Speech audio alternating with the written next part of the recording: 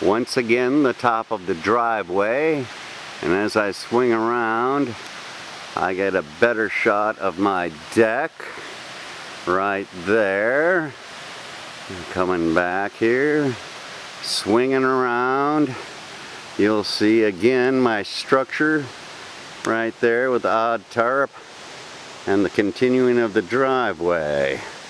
I did this little thing with a bobcat right here, but you can't tell because the storm has pretty much washed it out. I will be fixing that someday soon. Coming down,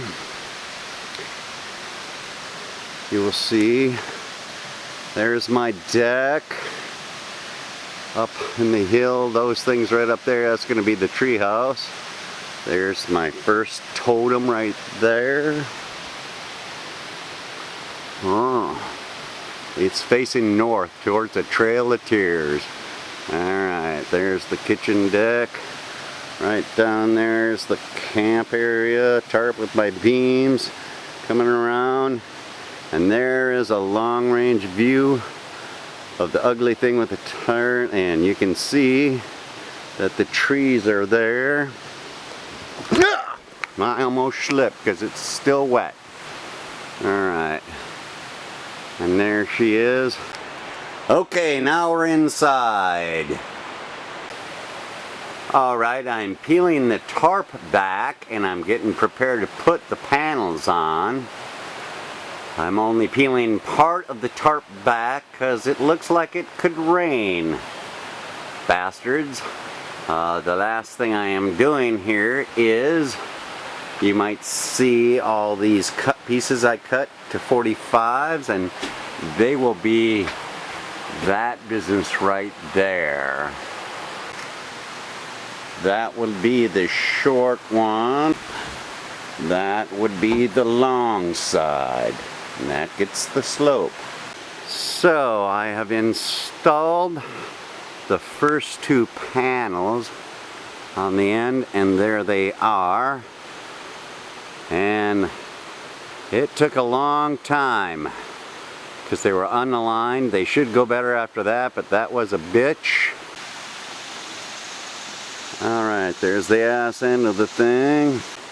And that's from the front, and all the tarp is off. Ask me what kind of trouble I had with the learning curve on the first part of the metal. I'll tell you about it later, but it sucked. And yes, this is when you start to say, what in God's name was I thinking? I've just heaved up that panel, and I just wanted to show you my magic cleat up there. Keeps it from sliding. I keep thinking every time if I lose control of this bitch, it's going to be a bitch because it'll slide down, slide off that, go right down there into the river. On sawhorses, I put the cleat on, then I flip it over, then I put the underlayment on top of it, and there's the top of the panel with the underlayment with overlay on it and trim to the rest.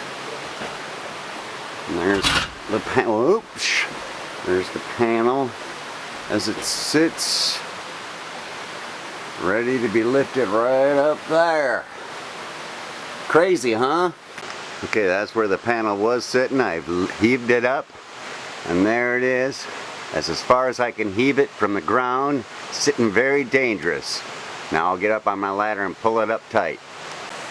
Panel up tight, and it's held by the cleat. Alright, and there's the gap, so I gotta peel back the overlap, and then slowly I gotta move it over. Slowly.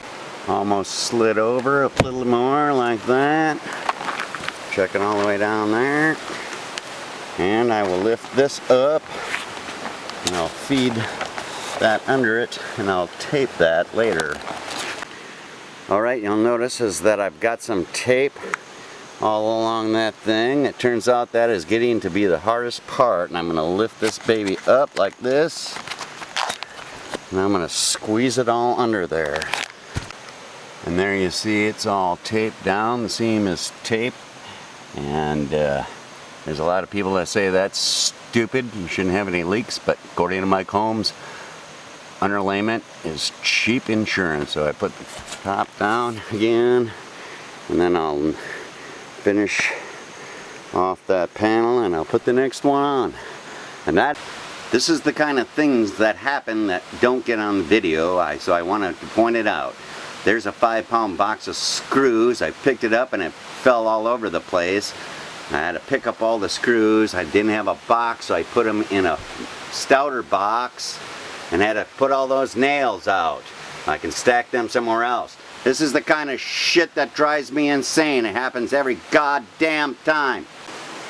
Alright, so I'm alternating up until now. I'm going to put them all on that side because I have to build the shed dormer. Alrighty there, so we got all that side done, and there's that little hathy panel, and it's a 74-inch panel going the other way, and it was a bitch to get up there. I will build a shed dormer right up through there. Right up through there, shed dormer, that's next. And there is the shed dormer all framed up. About killed me Tuesday evening. I'm tired as can be. Goodbye.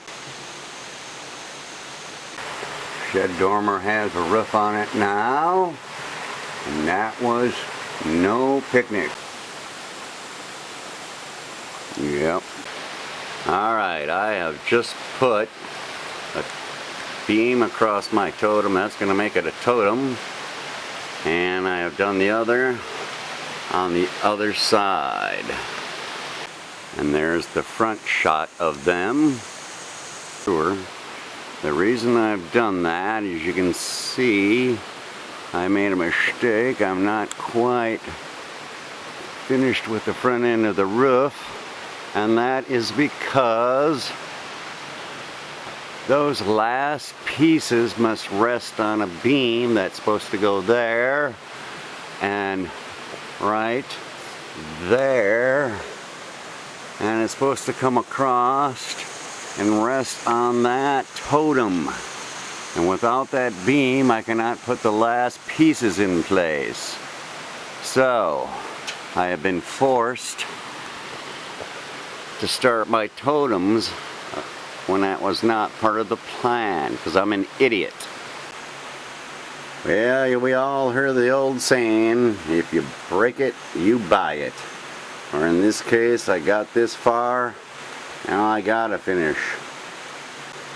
You'll notice that those are 2x12s by 10s, not 1 but 2. Why? I don't know. I like beefy. Twice as expensive. After I put them big beams on, I had to go back on the roof, and I just couldn't do it. It was getting late, so I said, what can I do? So I installed my 5 windows. Right. And inside, what a difference that makes. See what the beam allows me to do? Puts those windows right in a row. Carries the load and doesn't put it on the windows. Man, the breeze coming through there is so sweet. The other side. Windows, cool, man. Made by yours truly. My panels were not to come out even, and so I brought enough to build an empty one. However, they were supposed to be outside the envelope, and they're not. And so I have one more panel to install. So what I have done is that little narrow one right there is got from this one right here. I had to cut it, measure it out so that when I install them both it'll be even. I had to gouge out all the foam. I just try to pound in the cleat, but you cannot compress that stuff. That is amazing stuff. So I had to gouge it out. I suppose I could have used a torch if I had one, but I didn't. And I probably would have inhaled the fumes and gone silly and gotten cancer and all kinds of stuff. So I took the last one there, folks, and made 2 of them out of there so I can finish this off evenly and outside of the envelope. Just another example of the craziest crap.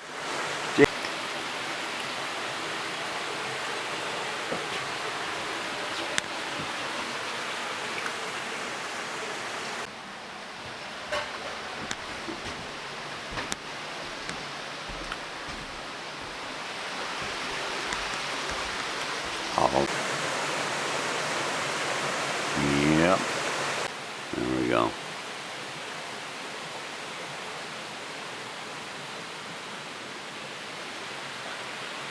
That's show the height from the road from down here up to the trucks.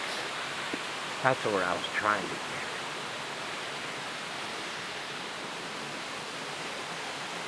I can take it that fast.